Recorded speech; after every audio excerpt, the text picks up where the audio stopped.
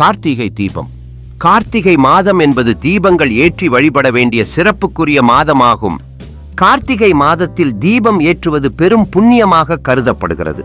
குறிப்பாக 27 நட்சத்திரங்களை குறிக்கும் 27 விளக்குகளை ஏற்றுவதால் வீட்டில் லட்சுமி கடாட்சம் பெருகி பல நன்மைகள் உண்டாகும். கார்த்திகை மாதம் ஆன்மீக ஒளியால் நிரம்பிய புனித காலம்.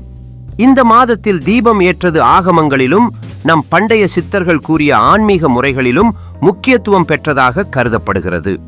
ஒளி இருக்கும் இடத்தில் இருள் நெருங்காது என பழமொழி சொல்வது போல, கார்த்திகை தீபத் திருவிழா நாளில் தீபம் ஏற்றுவது மக்களை துன்பம், தடை, பாவம் ஆகியவற்றில் இருந்து பாதுகாப்பதோடு செல்வம், சாந்தி, ஆரோக்கியம் போன்றவை சேர்க்கும் என்று நம்பப்படுகிறது. கார்த்திகை மாதம் முழுவதும் தீபம் ஏற்ற முடியவில்லை என்றாலும் திருக்கார்த்திகை நாளிலாவது நிச்சயம் தீபம் ஏற்ற வேண்டும். கார்த்திகை மாதத்தில் வரும் பௌர்ணமி நாளும் கார்த்திகை நட்சத்திரமும் சேரும் நாள்தான் திருக்கார்த்திகை ஆகும். முருகப்பெருமானது சரவண பொய்கையில் 6 குழந்தைகளாக தோன்றி கார்த்திகை பெண்கள் என்ற 6 தாய்மார்களால் வளர்க்கப்பட்டார். இந்த நட்சத்திரம் முருகப்பெருமானுக்கு உகந்த நட்சத்திரமாகும். கார்த்திகை தீபம் ஏற்றி முருகனை வழிபடுவதால் அவர் அருளால் வாழ்வில் உள்ள தடைகள் நீங்கி மங்களம் மற்றும் சுபம் நிலைக்கும் என்பது ஐதீகம்.